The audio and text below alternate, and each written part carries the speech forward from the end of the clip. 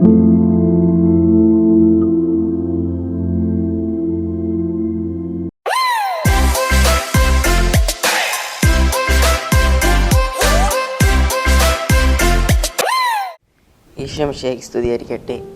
പിറവിത്തിരുന്നാൾ സാഹോദര്യത്തിൻ്റെയും സ്നേഹത്തിൻ്റെയും സന്തോഷത്തിൻ്റെയും സമഭാവനയുടെയും സന്ദേശമുണർത്തുന്ന പുണ്യദിനം. ഉണ്ണി യേശുവിൻ്റെ തിരുപ്പിറവിയുടെ ഓർമ്മ പുതുക്കി ലോകമെമ്പാടുമുള്ള ജനത ഡിസംബർ 25 ക്രിസ്മസ് ആഘോഷിക്കുകയാണ്. ശാന്തിയുടെയും സമാധാനത്തിൻ്റെയും ആഘോഷമാണ് ക്രിസ്മസ്.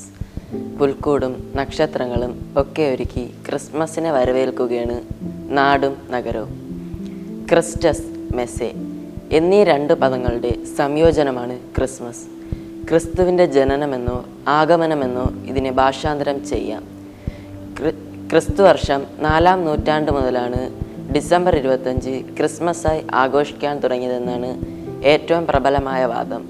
ക്രിസ്ത്യാനിയായി മാറിയ റോമൻ ചക്രവർത്തി കോൺസ്റ്റന്റൈൻ ഡിസംബർ 25 തൻ്റെ സാമ്രാജ്യത്തിലെ ക്രിസ്തുമത വിശ്വാസികൾക്ക് പൊതുവായ ഒരു ആഘോഷ ദിനമായി പ്രഖ്യാപിച്ചു. റോമൻ സംസ്കാരത്തിൽ ഡിസംബർ 25 സൂര്യദേവൻ്റെ ജന്മദിനമായാണ് കണക്കാക്കപ്പെടുന്നത്.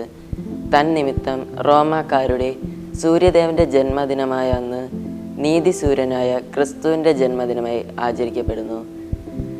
ബാഹ്യമായ ആഘോഷങ്ങളുടെയും മേളങ്ങളുടെയും സ്ഥാനത്ത് ക്രിസ്തുമസിൻ്റെ സന്ദേശം ആത്മീയാനുഭവമാക്കുകയാണ് വേണ്ടത്. സൃഷ്ടാവും പരിപാലകനുമായ ദൈവം ലോകത്തിൻ്റെ ദുസ്തുതിക്ക് പരിഹാരമാകുവാൻ വേണ്ടി മനുഷ്യാവതാരം സ്വീകരിക്കുകയായിരുന്നു. ലോകത്തോടുള്ള അവിടുത്തെ സ്നേഹത്തിൻ്റെയും കരുതലിൻ്റെയും പ്രത്യക്ഷീകരണമാണ് മനുഷ്യാവതാരം. സ്നേഹത്തിൻ്റെയും ത്യാഗത്തിൻ്റെയും സന്ദേശമാണ് അത് നൽകുന്നത്. ക്രിസ്മസ് ആഘോഷിക്കുന്ന ഈ സുദിനത്തിൽ നാം സ്വയം ചോദിക്കേണ്ട ഒരു ചോദ്യമുണ്ട്.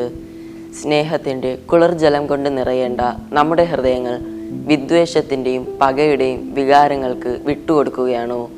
വിശുദ്ധ അഗസ്തീനോസിൻ്റെ വാക്കുകൾ ഇവിടെ പ്രസക്തമായി തോന്നുന്നു. സ്നേഹം എന്തുപോലിരിക്കുന്നു?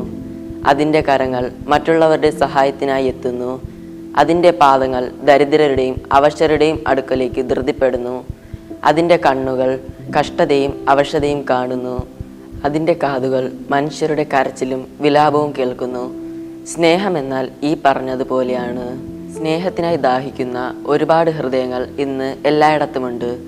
ഈ വർഷത്തെ ക്രിസ്തുമസിൽ സ്നേഹത്തിൻ്റെ ആത്മാവ് വ്യക്തികളിലും സമൂഹത്തിലും വ്യാപരിക്കേണ്ടതിനായി നമുക്ക് പ്രാർത്ഥിക്കാം. ആമീൻ.